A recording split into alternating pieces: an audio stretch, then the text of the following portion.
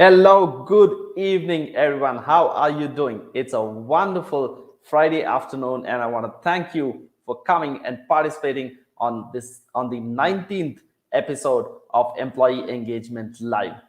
Good evening once again. I'm Shrikant Acharya, CEO at OffiNeeds.com, a leading corporate gifting and merchandise company. We have offices in Bangalore, Hyderabad, and Chennai. And this is the 19th episode of Employee Engagement Live. Today is going to be super exciting. I have somebody as a guest today here who I've known and I've worked with for at least 5 to 6 years in the past, and is a wonderful gentleman. I'm going to speak about him a little bit, but before I bring him onto the show, let me talk a little bit about why we do Employee Engagement Live. This is the 19th episode. In the last 18 episodes, I've gotten experienced, seasoned professionals from HR, leadership, corporate communication, admin, and facility who are in charge of employee engagement and employee experience and hiring, onboarding, all that kind of stuff from large size organizations. The whole idea is that employee engagement has, without a doubt, been a very, very important part of corporate culture. And it's become even more important and even more challenging and dicey with the new remote working, hybrid working situation that we're seeing in the last 18 months or so. It was kind of a chaotic situation in the beginning, then things started to become normal. Around that time is when we started Employee Engagement Live with the intent of speaking to experienced, seasoned experts in that field to find out what it is that they're doing so the rest of us could learn and benefit from it. So let me talk about today's guest. Today we have with us Nitin Kumar, who is the Associate Vice President of HR at an organization called Infra Market.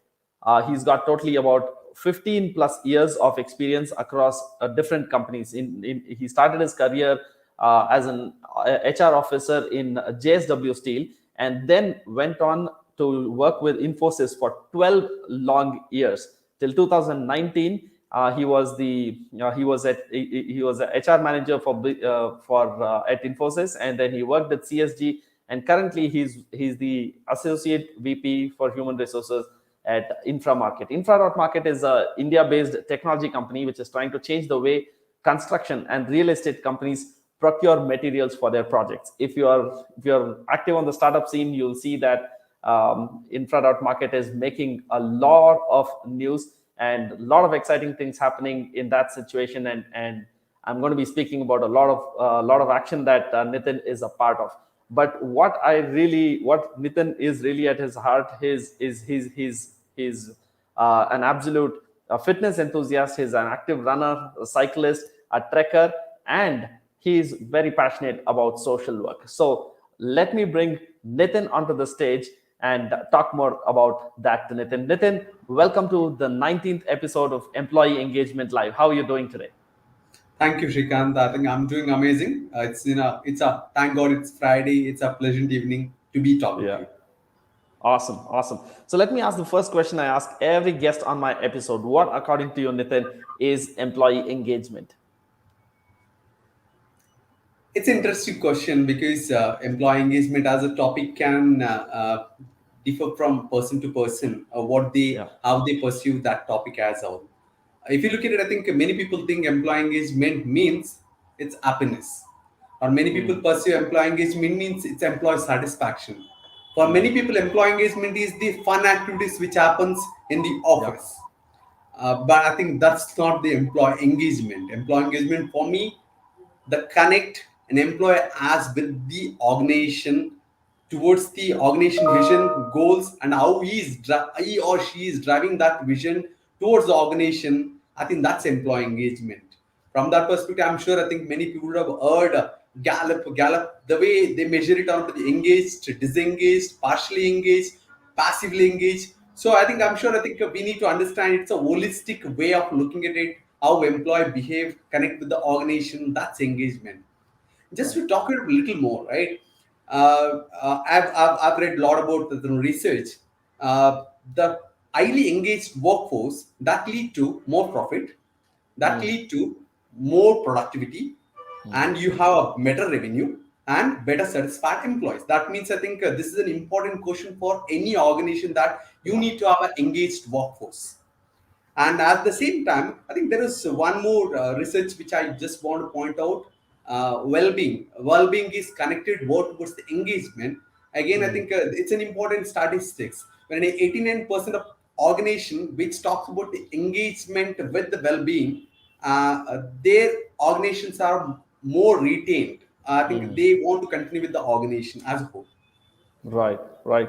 Absolutely. I think that's a great point you brought up, and I'm sure I know for a fact that you're concerned about the well-being of not just your employees but beyond that. So I know you're a founder trustee of an organization called Imagine Trust. So Imagine Clothes Bank, right? I see a lot of buzz about Imagine Clothes Bank, and I've read posts about it on, I think, Times or some of the other publications wrote about it, right? So tell us a little bit about Imagine Trust Bank.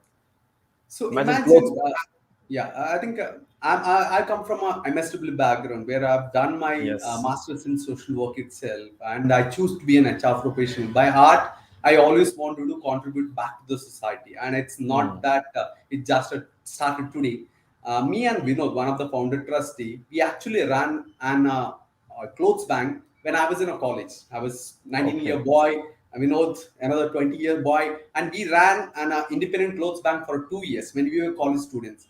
And that passion was always there, and we want to do more things once we back to the professional work. Of course, I think during our professional journey, when we started working with the corporate, we started driving a lot of CSR in that organization. I would drive that to the, I think, connected to the topic of the engagement itself. We started Hmm. doing it. But I think there was a time period when me and Vinod realized we want to do more, and we have a restriction towards driving a lot many things when it comes to social work within office environment. That's where we needed an identity to start something. That's where Vinod, Lobo, Melisha, Norona, as well as Vignesh, the four people, we came together. We are old friends for our 15, 20 years, and we started a trust called as Imagine Trust.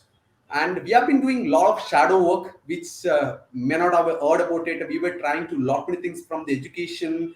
We were working in the school, sponsoring education, lot many activities for the 8 years. But that was all changed after this COVID wave two. We realized what is the value of a human when that wave two of the COVID started, because all three of us, I think, especially me, Vinod, and Melisha, we were interested in a lot of COVID related services, what we can contribute along with the work. But we realized, I think, we need to do more. And that's where one of our trustee, Melisha, she decided to take a break from our professional journey, and we want to restart this Clothes Bank. Clothes Bank is a initiative where we have set up a showroom for a poor, where clothes are available at a 1 rupee at one clothes, and it's Wow. open on Sundays. And what we are trying to do, it's not about clothes, it's not about 1 rupee, it's about experience, it's about dignity which every person deserves it. They walk into this showroom any Sunday, and they will get the clothes what they wanted, the color to size to whatever they wanted. 10 clothes per visit they can take it. And I'm telling you, I think of course, I think I sleep very well, but I think last 12 weeks I've been, I think, living so peacefully, because we feel it. I think we are making a difference to that community, Awesome. because Right. every saving sustainability to economy, and it's a catalyst program where I think we are driving this program. We are actually trying to now develop their education, because a lot of people got dropped out from the education after COVID. How that can be connected, because they are coming us, they have built a relationship with us. I'm sure, I think, it's just a beginning, and we want to make it more and more. Imagine clothes Awesome. bank across cities, so that I think we can make an impact. Awesome. Fantastic. I think that's a wonderful initiative.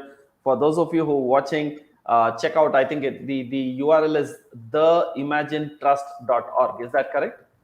Right. Yeah, it's theimaginetrust.org. Go check it out. What they're doing is really really good. And like what Nitin said, it's about integrity. It's about not just donating something. It's been done in a very very beautiful way. So for all the audience that's out here, I want to thank you for taking your time out. It's a Friday evening. Your work is just about coming to an end, and you're probably going to plan. Your weekend is going to start, and you have something lined up for today evening, maybe a party, something. I really appreciate you taking the time and being here. And I want to tell you, this conversation is going to be super interesting, and we're going to make sure it's totally worth the time that you spend with us. Having said that, Nitin, you spoke about experience, and in the past conversations we've spoken about employee engagement versus employee experience. What is the difference between employee engagement and employee experience? Uh, when I think the employee engagement as work, what I did, I think did a research because I'm talking about employee engagement. I realized I think that word was coined in the year 1990. Okay. World moved on. I think the way human resource as a profession has moved on to lot many other things. Similarly, I think it moved away from employee engagement. Sorry, it started with the employee satisfaction. We moved on to become an employee commitment. From there, it moved on to employee engagement in the year 2000. From there, it moved on to sustainability engagement in 2010. It didn't end. Now we are talking about employee experience. Right. So I think a lot of progressive organization, they are not even using the word employee engagement anymore. I think for them it's already experience. So Okay. difference is employee engagement is a framework. How do you need to make it ensure employee connected to the organization? Employee experience is the life cycle. When anything, how do you treat, how do you work with employees? Everything is stated. I'll give an example. When you add a person, imagine you add an interview with a candidate, and then you will not even revert back to the candidate for a 1 month time period. And suddenly, after 1 month, you are telling, okay, I'm making an offer to you. I want you to join the organization. The employee experience is lost because Yeah. you took almost a 1 month after the interview to even connect back to the employee. A Right. progressive organization which keep an employee experience in center, they will make it ensure one, I think, have an interview, whether selected, rejected, they will engage with the employee at a regular intervals to make it ensure there is a right communication happening to the employee, making sure our candidate, making sure that he's connected to the organization. There are a lot of organization who warm the candidate after the offers are done for a simple reason because they want to elevate the employee experience. And there is so many pre-joining activities happens to again to create that experience.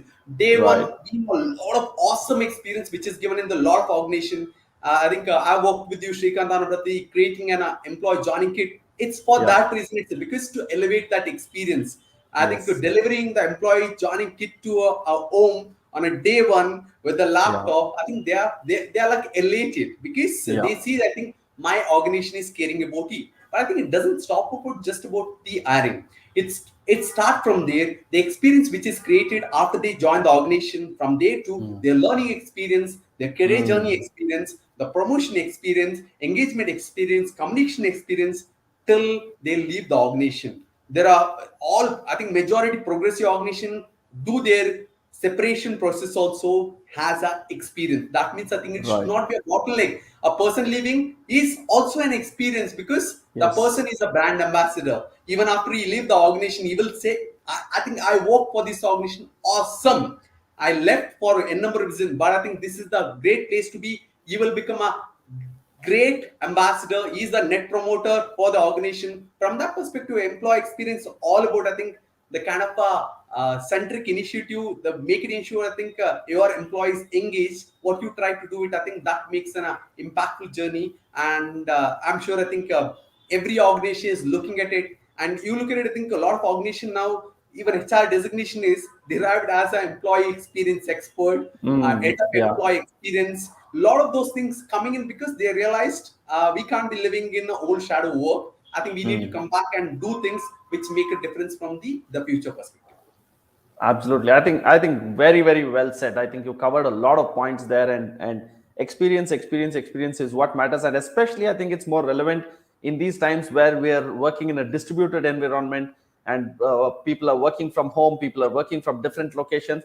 And I think we'll have an interesting conversation there because Infra Market has a very diverse kind of staff, right? It's not about all people who are working on a desk. They're field staff, there are procurement guys, there is all different kinds of things. So tell us a little bit about that. Tell us about what goes into handling different, or delivering a great employee experience for such a diverse kind of staff. Maybe you can start with what is the kind of business Infra Market is, and what is the kind of employee distribution that is there at Infra Market.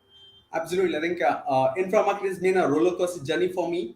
It's been a 2.5 months, but I think amazing journey because I always had an aspiration to work for a startup because what startup gives to you is the challenges. It's not on a platter that I think you have been given, okay, now go and do it. No, you need to come, set up things, Yeah. derive the processes and run, make it ensure that I think it's a meaningful for the organization. And that's an opportunity to work for in a startup. I'm sure I think Infra Market is on a greater way moving towards on this perspective. It's building a greater organization from the ecosystem itself, as you rightly said, from the construction material industry, which is an unorganized sector.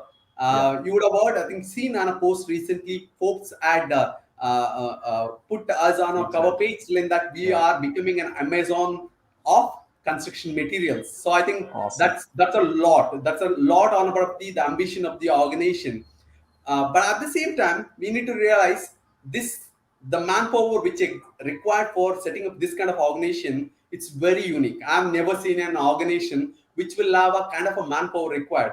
We have Mm. a manpower which is coming from the manufacturing. We have a manpower which is coming from the retail sector.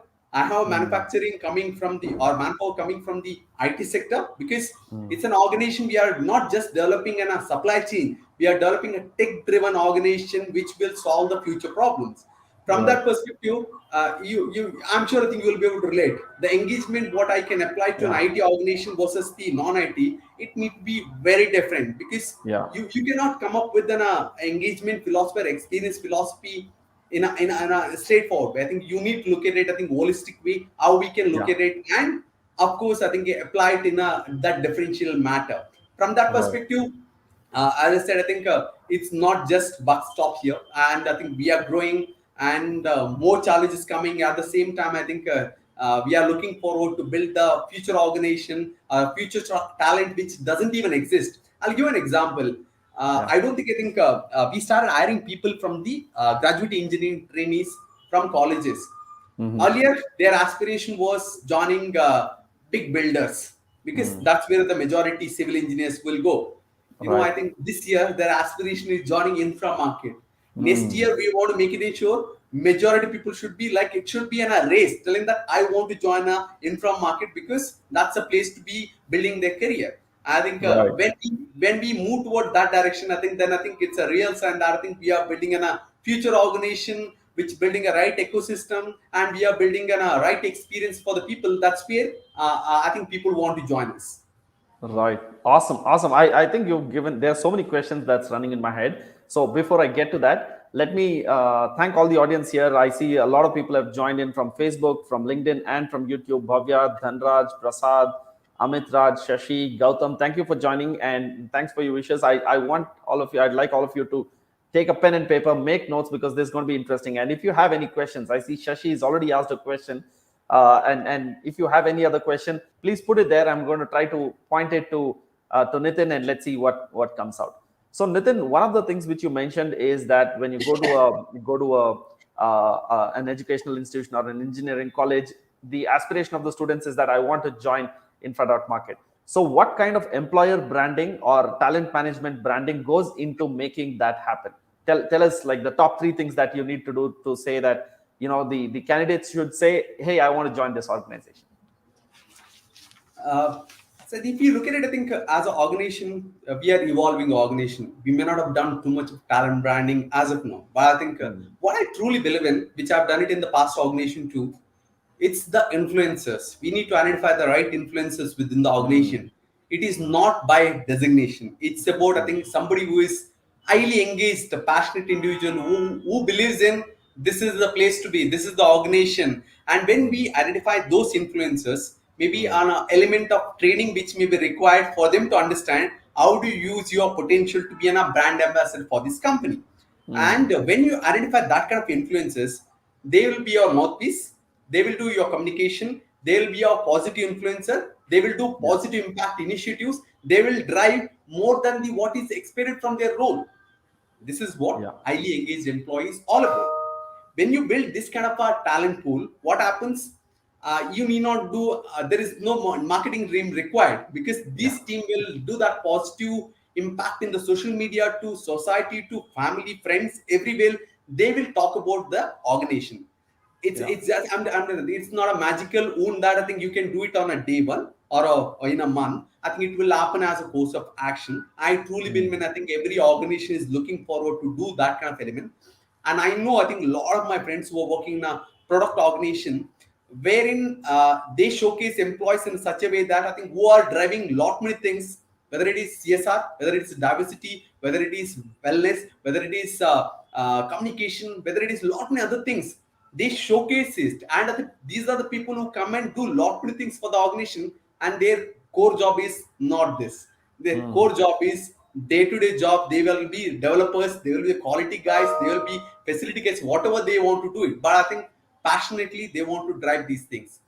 From Right. that perspective, identifying that right core influencers within the organization, train them, and they will become a brand ambassador. And I think it's just not 4 or 5. We need a 10% of population to be identified in that scale. And then I think it's a game changer initiative for any organization. And I think we have done it in the past organization. We have seen the difference. Right, right. Awesome. So we have some questions coming in. A lot of questions are about CSR. The audience has done their research. They know that you are founder trustee of. So let's get straight to that, right? Let's talk about. Actually, let's do one thing. Let's. You spoke about influencers. You spoke about brand ambassadors, and I know you. I personally know that you are a fan of merchandise, right? So let's address a little bit about that. What role does merchandise have to do in creating brand ambassadors and in creating influencers? Does it have any role to play? Absolutely, absolutely. If you look at it, I think the kind of ecosystem which need to be created with the merchandise, because imagine, I know, I think one of the organizations which I work, where I think we are trying to do a gift to just born baby with the T-shirt of the company. Yeah. I think it's you look at it from the engagement perspective, experience point of view, brand Okay. ambassador perspective. So everything is connected over there. From that Yeah. perspective, it's a small element, but I think it makes a big impact when this Yeah. same photo goes to your social media where everybody is talking about a kid. No, they will identify the brand too. I think Right. especially the organization which is want to develop their brand in the social media or in the ecosystem, I think they need to utilize this merchandise to the best level, because Right. your employees are brand ambassador directly, Yeah. indirectly. The way you put across your merchandise in the right direction. I remember, I think in one of the companies where I work, when our bags used to be with the company logo as a Yeah. merchandise gifted, I'm telling you, I think that's a 100x effect, because everybody knows you're working for Infosys, and at Yes. the same time, that's an awareness which is created, right? Any Yes. organization. So I think from that Yeah. perspective, brand, your all the merchandise play a greater role, and it's just about, I think organization need to look at it how much they can invest it, Yeah. prioritize, and do it in the right direction. I'm sure, I think with a partner like you, I'm sure, I think many organization can make impactful the merchandise utilization for the organization by for building your brand strategy. Yeah, employer branding and from talent branding, all of that kind of stuff. Awesome. Love the answer. Thank you so much. So let's talk a little bit about the role of CSR. I saw that you've done your MSW Masters in Social Work in, I think, 2004 or something like that. And you said your heart is still in social work, and by profession you are an HR. So tell us, what role can CSR do in improving employee experience or engaging employees? Is there any connection, CSR and employee engagement? Very much. If you look at it, I think majority organization, they. I am a true believer. I think before going over there, I am a true believer. Anna, when you're trying to drive an engagement, it has to be for the people, by the people, to the people. When you have this philosophy, what happens? It is not enforced by the HR to drive an engagement, whether it is Right. diversity, whether it is CSR, whether it is fun, whether it is wellness. When this is driven by employees, so it's employees, they understand what element of engagement which is required while driving a CSR. So imagine, I think I remember in one of the organization where I worked, the entire CSR was driven by employees, and it is not one or two people, hundreds of people. And I used to be one of the volunteer, and we used to Awesome. work on every Saturday, Sunday, contributing to the society. I think wherever it's possible, you have traveled across Karnataka, we have traveled other places, but I think it's just a passion. And I think there is no leadership involvement in driving these things. It is driven by that core volunteer group, and they want to make an impact to society. The ripple effect over their engagement, one, these 100 people who are core employee group, or it can be 5 employee group who want to drive engagement. But the Right. ripple effect is they want to create a good society. They will get support of the another 100 people, and they will drive a lot of initiatives which is driven towards the engagement, and they will Mm. drive it themselves. HR need to support them on of the ecosystem need to be provided, communication need to be provided, what are the approval need to be. But I think it will be a self-sustainable model. From Mm. that perspective, CSR as a model is nothing new. It's a age-old system. I'm aware about, I think, CSR as an engagement tool being done in majority of organizations for the last 10 to 15 years. I think one of the Right. study which I've seen is I remember, I think, having conversation with one of the corporate. They want to drive now CSR, and they are working virtually, and they were Mm. struggling. How do I drive? So Right. it's simple. It's not easy. Wherein I think if you're in a virtually, people are not here. How do you drive your engagement initiative? You can't Yeah. drive everything virtually. So I think they are Right. struggling. From that Mm. perspective, I think we will come back to majority of organization will come back to offices, and a Mm. lot of these physical engagement will start doing. Then I think these engagement initiatives, which is more impact when you are in a physical, because Mm. you can't solve all the world problem by technology. I think it need Yeah. even a physical intervention. It need empathy. It need emotions. Right, right. Awesome. I really love that line, what you said.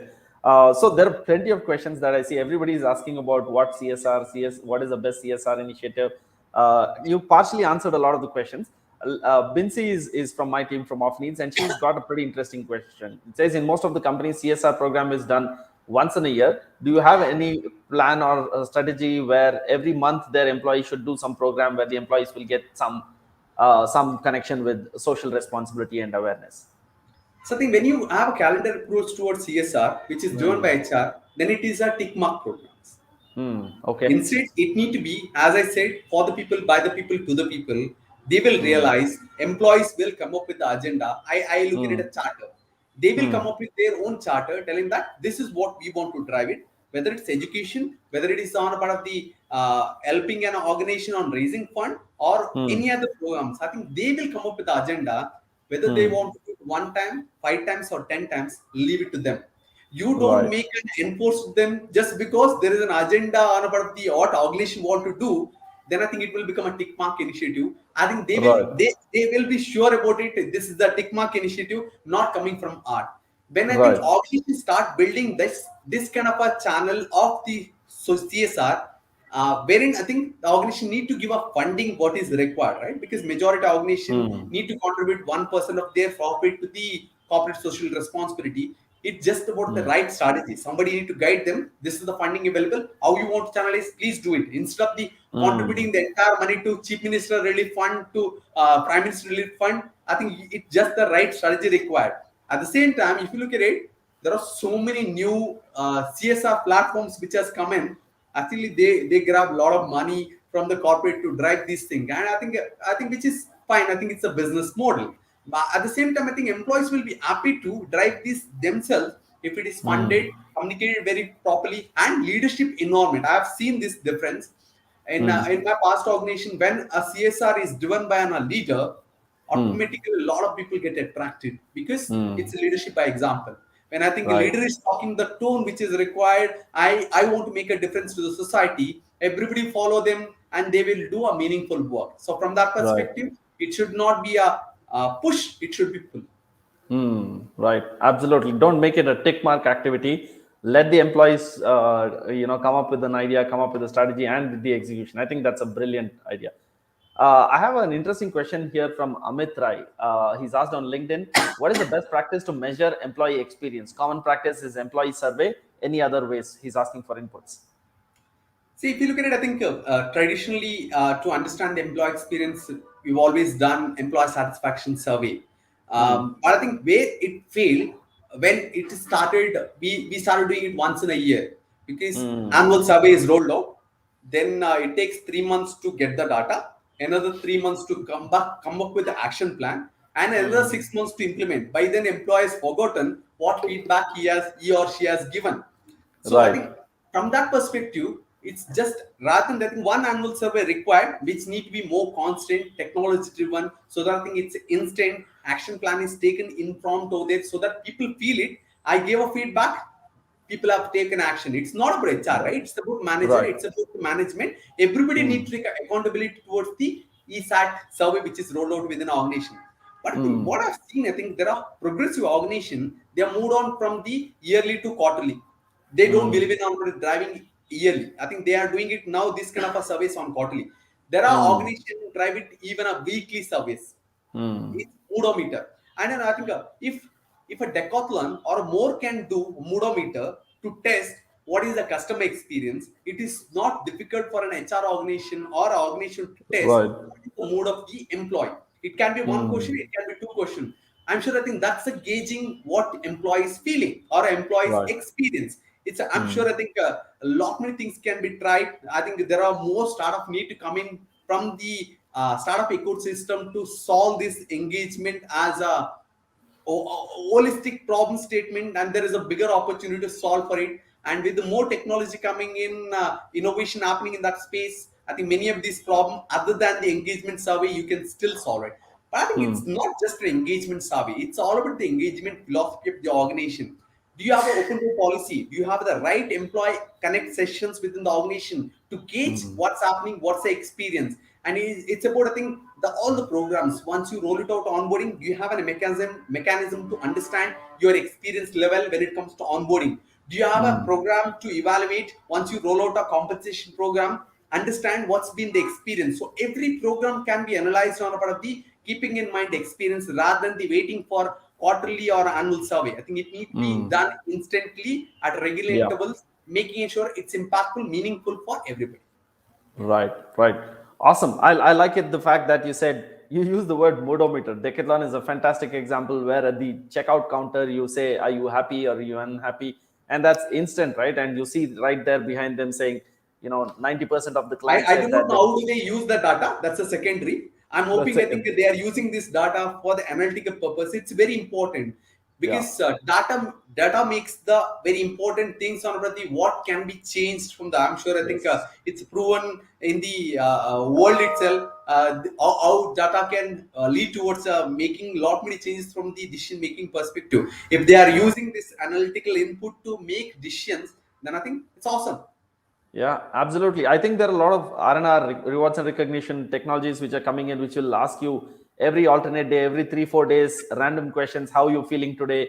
All these kind of different questions, and it'll give you kind of an overall pattern on what's the mood in At the the same time, organization. technology cannot solve the experience problem. Yes. Technology cannot solve it. I think technologies are just one of the platform. I think if you look at it, Yeah. experience really can be driven. It's by the manager because the center of all the experience, which is from the employee, that is driven through managers. Our manager drive these things experience for his team. I think that make impactful more than anybody else. It's not HR, it's not a leadership, it's not about admin. It's about the managers. I think they are the center around the entire experience, which is driven at a corporate. Right. Awesome. This is amazing fun. So I want to ask you something here, right? You kept speaking about empower the employees, let the employees do, how open-minded is the organization, what is the kind of culture and all of that stuff, right? But 10 years, 15, 20 years back, HR was about making sure certain policies are implemented. It was about attendance and leave policy and all of that stuff, right? So tell me, what have you seen changing in the last 15 years in an HR from the HR point of view? Like the HR's role, how has it changed? Big time. If you look at it, I think HR was not in the hot seat to be seated with the management earlier, wherein HR was always a support Function, system, yeah. where anything sitting in the corner doing, as you rightly said, attendance to your basic stuff, hygiene stuff, which is required. Right. Currently, HR drives the hot seat along with the management to see how we can make an impactful decision which drives the organization strategy. You look at it, I think majority organization now have a concept of HRBPs. What is HRBP? HR business partners. The word itself says about it. So that means I think we have moved away from a transactional work to becoming a business partner. So what we are trying to solve is not just people problems. We are solving business problems, which is Right. when you're trying to solve business problem, which may have a correlation to people, but at the end result, you're solving the business problem. When you Right. start solving the business problem, you are helping the business in the sales. That's a customer experience. by delivering the EX. That's the employee experience. So it's all Mm. correlated. So from that Mm. perspective, every business has realized HR has a key role to play when it comes to the what strategy HR or organization need to be driven. That need to be correlated with the HR strategy. So I think you will Right. look at it, think the iteration saga which is happening in the organization. Now every organization is running in the iteration of 20 to 25%. It's not easy. I think HR can't do a magic wand to stop that iteration. But I think Correct. everybody is struggling. So from that perspective, it needs to be a partnership between HR and the business to see what are the mechanisms they need to introduce to this iteration saga, which need to be focused on for the culture. It need to be focused on for the experience. It need to be a long-term vision towards the employees with career development experience as well as the learning experience. Though I think Right. it's a different ball game altogether with the millennials coming into the workforce, their expectations are very different compared to the when I started my career. Right. So let's talk about that, right? That's a question which has been running on my mind, and I'll like to ask this to all the guests that I get here. How is employee expectation changing 15, 20 years back to now? The millennials, how is it changing? How is it different now? See, I'll answer this way. Um, when I think when a millennial workforce started coming in, especially in the IT sector, right? The majority of the millennial workforce was going to the IT sector. The earlier workforce, it's all about I think how the ecosystem has changed from the industry perspective itself. Majority of the IT workforce, when they joined the workforce, they knew 4 years, 5 years, they will visit US, Australia, UK, Netherlands, Germany, which are the one of the country. So they knew if I stay back in the organization for 4 years, 5 years, I will get an opportunity to go and make my career, money, and the professional journey which is required. But I think after the last US saga of the presidential, I think that's all changed. And which is changed not just only from the US perspective, it's changed for the Australia, it changed for the UK, it changed for Germany. Lot of the legal implication which in put across on the immigrants movement in that company. Now that changed the overall talent pool system itself. People realized why should I continue with the same organization where I'm going to get the some increment which I can't take it forward on for the what I do it from the 10 years, 10 years, 15 years. So from that perspective, people started looking at okay, I think I should be making a more career swift movement to move towards that journey. I think that's where it started around 5 years back. Right.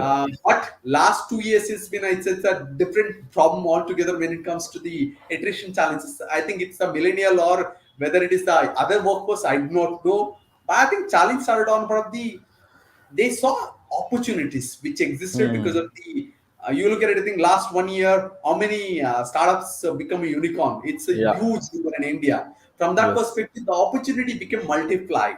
Yeah. So I think there has been a scarcity of the resources within the market. So I think people were ready to pay any salary to attract the talent. That becomes, I think, it's about I think chicken egg story. There is scarcity, so you need to attract. So I think I'm sure I think we will get into some stability mode in another 1 to 2 years. But expectation change wise, now people are looking for not just about I think brand. They are looking for a right career opportunity, right? Right. I think they expect you to give a right experience to them from the hiring to retire, and Right. they are looking for a right benefits. I think no more on the only your insurance as a benefits. They look for what this organization offers me as a benefits from the Right. RSU to your Sodexo to n number of benefits which is driven by the organization. People have, I Right. think, majority organization have become innovative in the way they are offering the benefits. The way learning opportunities created. Is this organization offering me the learning opportunity to make my career impactful on a career journey? And the last one is about I think they look at it the talent branding too.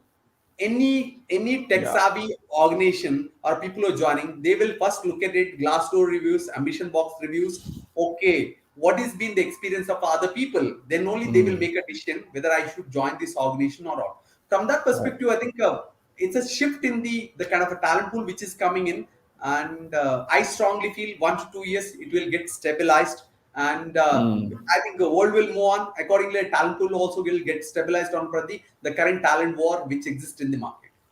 Right, right. Absolutely. The war for talent is something which I keep hearing so many times. It's really quite scary. Let's talk a little bit about well-being. You started in the first thing, in the first question that I asked you. You spoke about well-being, and I know you're yourself a wellness conscious. You're very wellness conscious. You're very active with running and cycling and so on. So tell me, what is the role of well-being with employee engagement or productivity and so on, and what can organizations do to proactively make their employees more their life quality of life being much better? Again, I think it's like a stigma around on the wellness as a topic, like employee engagement. When at employee engagement, people relate to dance and parties. Similar way, wellness, when they look at it, Zumba and karate classes as the wellness. That's not wellness. Wellness is again a holistic way of looking at Mm, it, mental well-being of the employees. So mm, from that perspective, it can be, I think, again, I think it depend on the organization to organization, the way the philosophy has been derived in the organization. I know, I think majority of organization look at it a well-being as a concept, financial well-being, mental well-being, and work environment. They look at it mm, from three perspectives because these three elements drive the overall mental or wellness of an individual. So I right. think what organization trying to do with, I think if I look at it, I think benefit industry as a whole, right? Majority organization now we have a EP partner, which make it ensure I can reach out to a counselor whenever I need the Mm, support. That's an ecosystem mm, which is created. I think amazing. So that I think people will not feel distressed when they are in distress. mm, Second, telemedicine services. Just me, I think that's been boomed in the last 2 years when yeah. everybody has a telemedicine services tie up with the one of the benefit organization. That's again, I think, giving that wellness perspective to the organization. Yes, I think we are a very progressive organization. At the same Mm, time, if you are your wellness focused organization, your leave policies, your work from home policy, your yeah. philosophy about the work environment, you will not be a rigid organization telling that I will only do this, I will not take any exception. I think they will not.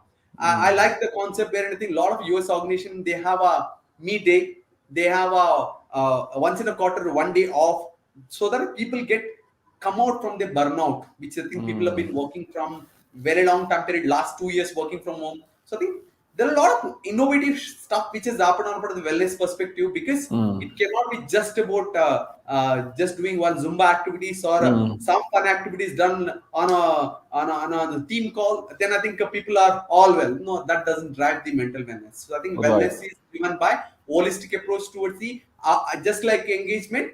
How do you deal with employees? Treat them like a human being. Then I think I'm sure I Right. think remaining things will fall in place from the wellness perspective. Right, right.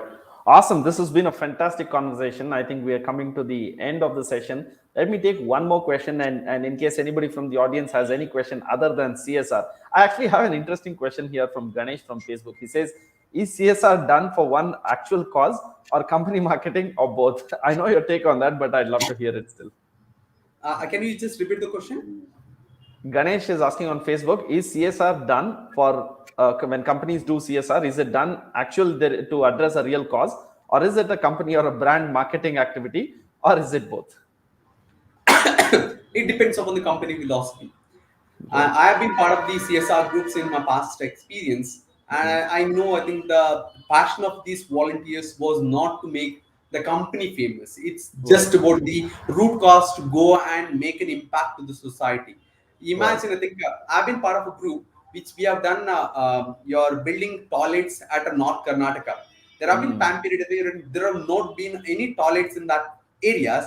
mm, Every we have traveled for a 3 to 4 months. Every weekend, go and do an awareness and build mm, toilets in that region. Tell me, I think it's nowhere correlated to the organization philosophy versus what we want to do. Every right. weekend, Friday, this 25 volunteers will travel to this Wow. region to create awareness to make an impact. I think which has been done by 3 to 4 months or almost 1 year. I think effort, Mm, and that effort has yielded into 1 lakh plus toilets been built in that region. wow. Now Amazing. there is no correlation on the brand building, or it's just about I think the people passion towards I think making this impact. I'll just give one more example. I've been a career guidance. I do career guidance program. I've done nearly 150 to 200 programs. I would have covered around 10 to 20,000 people. I do not, I have never kept a number in that. Now, I would have done it as a part of the organization. I would have done it in individual capacity. It's not for, I'm sure, I think, don't make it the every CSR effort as just marketing gimmicks. No, I Yeah. think it's there are a lot of volunteers who really want to make a impactful society. They want to make a difference because we truly, I'm sure, I think there are a number of CSR professionals will agree with me. Intention is always to make a difference to society. There may be Yeah. 10% cognition, so don't try to compare with the Yeah. 10% with the 90% effort which goes in a true spirit. Awesome, awesome. I think that's that. It's important that gets addressed. Sometimes it might be difficult to differentiate what is commercial, what is CSR. So well said. So let's address one last question and then let's wind up the session. So I want to ask you, in your you spoke about increasing attrition rates and you spoke about a lot of distress that is happening and so on, right? And it's becoming higher in the current remote working situation. So typically, what have you seen as the common mistakes that organizations are making that are making employees disengaged or disgruntled? I think the biggest issue is not understand the core issues which is faced with employees and not addressing that core issues which is getting repeated at every time period that can lead to a bigger problem at a latest time period. It's just I Right. think that's a trigger point, but I'm sure I think if you're not trying to address those core issues which is coming again and again, that's where I think that's leading towards this iteration saga. I think it's Right. not, as I said, this the youngsters who are coming to the IT industry, low salary and not many answer to it. It's not unknown fact to IT industry. It's known factor. But I think none of the IT companies took a corrective action to make it ensure. I think how that need to be addressed. What is solution? I do not know because I think it's about affordability, it's about cost. But I think everybody knew about it. But I think we were okay with it, and I think currently I think that's eating hard on a part because people have built a competency and they know I think with my competency I can get a job anywhere for a double the salary what I can expect. Right. Second, it's very important I think when it comes to any of these challenges, what is the culture piece is very important in this entire element because what's the organization vision I think that's important, but I think the value system which company carry forward that builds your culture of the organization. If you're building in a culture of the organization which drives you what you try to do as an organization, I think that I'm sure I think that will pull people to be with the organization rather than the I think going towards this kind of challenges. It's easy to say all these things, but I think in a practical way, attrition challenge currently no PPT can solve it. I think it's a practical issue which is faced by every organization, and I'm sure I think as I said I think. They may be trying to do a number of things, but I think impact is seen very heavy in the market. Yeah, perfect, perfect. I think that's a wonderful answer to wrap this session up. If you're seeing problems recurring again and again, then and you're not taking action, that is going to infuriate employees more than anything else. Thank you so much for your time, Nitin. It's a wonderful Friday evening. A lot of opportunity to hang out. I think the lockdowns have all been lifted. Really appreciate you taking the time and spending this with us. And thank you all the audience who joined us on Facebook, YouTube, and on LinkedIn, and for the time that you've taken. Thank you very much. Have a wonderful evening and have a wonderful weekend. Thanks once again, Nitin. Thank you. Appreciate everyone for joining the call. Thank you. See you. Bye bye. Bye bye.